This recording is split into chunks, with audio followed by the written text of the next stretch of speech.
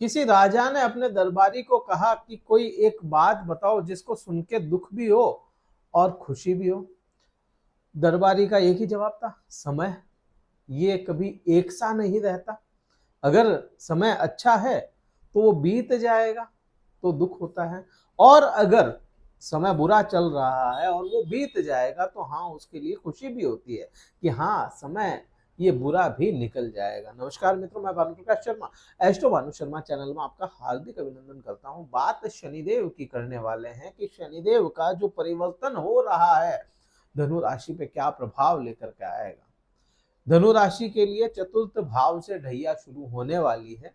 हाँ, शनि का काम करने का तरीका यही है कि शनि ग्रह साढ़े साती चलती है शनिदेव की, जो 7.5 साल आपको शनिदेव परीक्षाएं लेते हैं और एक 2.5 साल का पैच ऐसा आता है जिसमें शनिदेव फ्री हैंड छोड़ देते हैं आपको, और कैसा आपका बिहेवियर है उसी के आधार पे चतुर्थ भाव की ढैया कार्य करती है कि हाँ, आपने 7.5 साल जो परीक्षाएं आपने दी और उसमें उत्तीर्ण होकर के निकल गए और फ्री हैंड हो गए, अब अपने हिसाब से जीना है आपको। फिर शनिदेव परीक्षा के लिए वापस आते हैं, हाँ, तुमने कैसा बिहेव किया था, कैसी आपने जो सीख ली थी उसका इस्तेमाल किया, वही चतुर्थ भाव की ढैया है। अब चतुर्थ भाव की ढैया ज्यादा लेसन सिखाती है। जो जो आप देखिए 37.5 के अंदर जो मध्य का चरण होता है उसमें कैसे अपन लेसन सीखते हैं, वैसे ही यहाँ पे शनिदेव चतुर्थ भाव की ढैया में लेसन सिखाते हैं। अब चतुर्थ भाव की जो ढैया लग रही है यहाँ पे, आप देखिए कब से लग रही है, 29 मार्च 2025 को ये शुरुआत हो जाएगी। असर कब से आना शुरू होगा? असर आपका आना शुरू होगा मई महीने के मध्य में, मध्य का मई महीना। असर क्यों मई में आएगा? क्योंकि शनिदेव उस समय बलवान अवस्था में जाएंगे, कुछ समय रहेंगे और फिर वक्र अवस्था को प्राप्त हो जाएंगे, ये भी चीज है। तो मेन अगर मैं कहूं कि ढैया की शुरुआत जो हो रही है मध्य मई से हो रही है, लेकिन यहाँ पे कुछ बात बृहस्पति की भी समझनी पड़ेगी, क्योंकि केवल एक शनि तो है नहीं कि वही असर लाएंगे, दूसरे ग्रह भी लाएंगे। दूसरे ग्रह छुट्टी पे नहीं गए, शनि ला रहे हैं तो बृहस्पति भी लाएंगे, कहीं ना कहीं राहु भी असर लेकर के आएंगे। जो आपके चतुर्थ भाव में राहु बैठे थे 1.5 साल से, चतुर्थ भाव में राहु बैठे, अपनी पोजीशन तो ठीक लेकर के बैठे थे, लेकिन यहाँ पे इस चीज को भी समझना पड़ेगा, क्योंकि चतुर्थ भाव जो है यह राहु के लिए फेवरेबल नहीं था। जो राशि थी, जगह अच्छी थी, लेकिन राशि जो थी मीन राशि राहु के लिए ज्यादा फेवरेबल नहीं थी। इसलिए इस समय में आपकी प्लानिंग बहुत अच्छी बनी होगी आपके भौतिक सुखों के लिए, लेकिन वो एग्जीक्यूट नहीं हुई। इसका कारण यही था कि भाई राहु का मित्र ग्रह नहीं है, मित्र भाव नहीं है ये, तो इसलिए यहाँ पे चीज बन गई मित्र राशि ना होने की वजह से।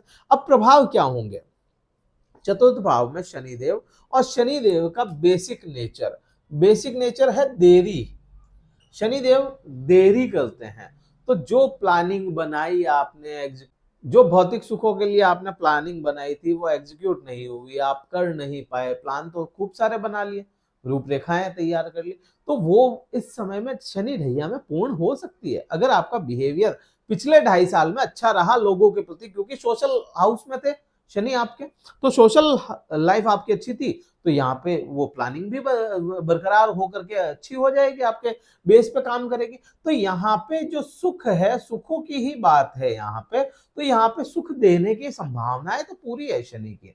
अब ये संभावनाएं अगर बनी है तो इसमें ना देरी भी होगी, यहाँ पे देरी भी होगी, क्योंकि शनि कारक ही देर के हैं। शनि होल्ड पे डाल देते हैं चीजों को, तो शनि यहाँ पे होल्ड पे जरूर डाल सकते हैं, लेकिन देते हैं। अब यहीं से मैं देखूं कि जिन लोगों को, क्योंकि चतुर्थ भाव का जो राहु है वह अमूमन दूसरी चीजों पे आपको असर लाए ना लाए, माता के स्वास्थ्य पे जरूर असर लाता है। तो माता का जो स्वास्थ्य है वह अगर खराब था ना, तो वो धीरे धीरे सुधार में जाएगा।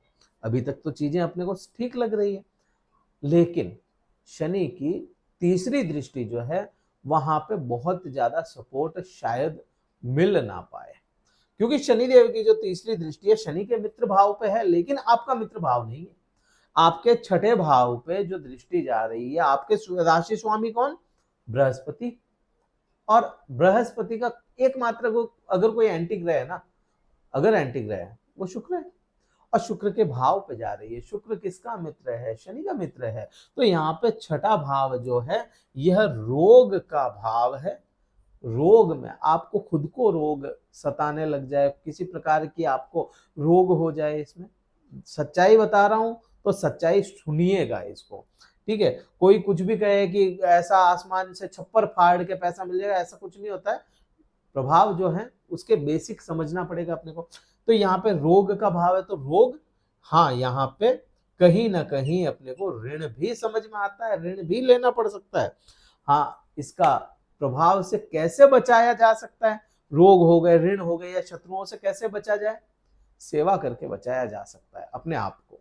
क्योंकि जो ये छठा भाव है, अगर इस भाव को आप खुद एक्टिव कर लेते हैं तो उस भाव के जो एट्रीब्यूट्स है आप सेवा में लगा दीजिए, क्योंकि ये जो भाव है ये सेवा का भाव है। और अगर आप किसी प्रकार से निस्वार्थ सेवा करते हैं, निस्वार्थ सेवा करते हैं तो आपको रिजल्ट अच्छे मिल जाएंगे।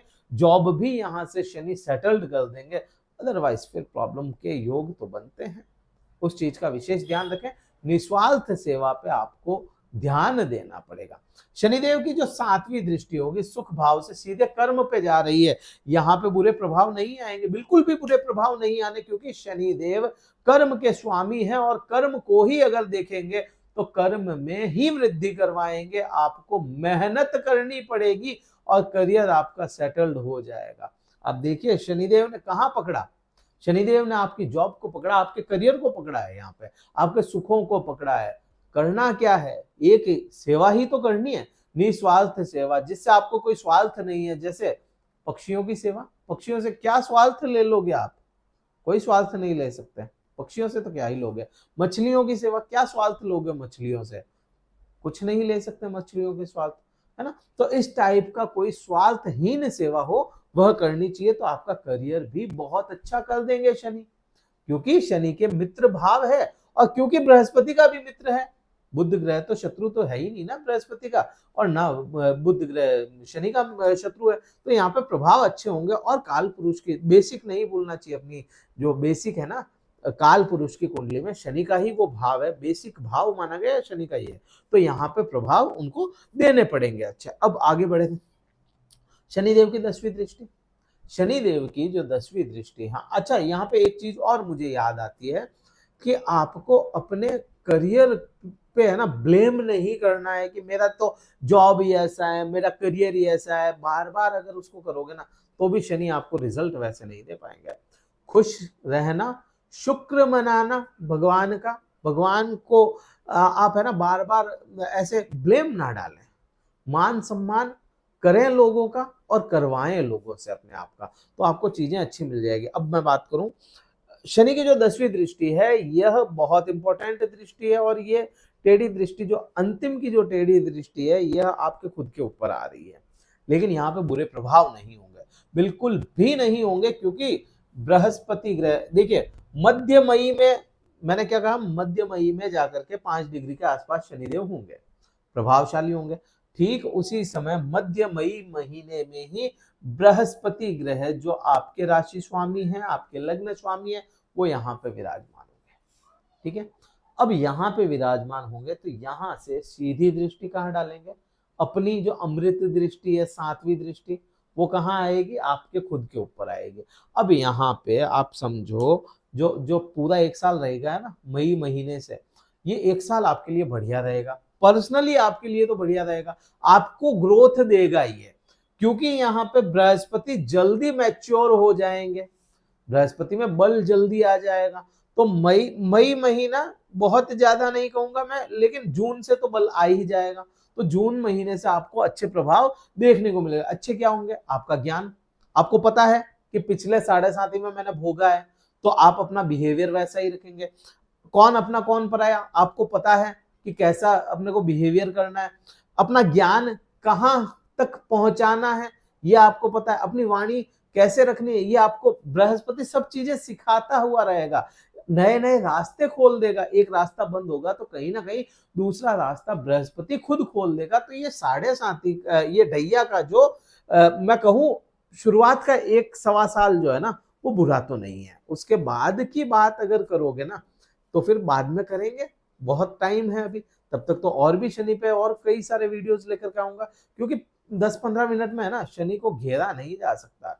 शनि बहुत बड़ा टॉपिक है या बहुत बड़ा सब्जेक्ट है ये। इस पे तो रेगुलर वीडियोस आते रहेंगे, और रेगुलर आपको मेरे वीडियोस देखने तो लाइक करना है, शेयर करना, सब्सक्राइब करना है इस वीडियो को बिल्कुल आप शेयर जरूर कीजिएगा धनु राशि वाले जातकों में, ताकि उन्हें पहले से अवेयर हो जाएं। क्या उपाय किया जा सकता है इस समय में? बृहस्पति को मजबूत रखें, अपने लग्न को या अपने राशि स्वामी को मजबूत रखें। बृहस्पति का मंत्र जाप बहुत अच्छा उपाय है आपके लिए। तो बृहस्पति के मंत्र जाप करते रहें, तो यही करना है। और अगर कुंडली विश्लेषण करवाना चाहते हैं, डिस्क्रिप्शन में कार्यालय नंबर है, व्हाट्सएप मैसेज द्वारा संपर्क करके हमसे बात करें। केवल व्हाट्सएप मैसेज करें, स्लॉट बुक करवा लें, फिर मैं आपसे बात करूंगा। इस वीडियो में इतना ही था। जय हिंद, वंदे मातरम, भारत माता की जय।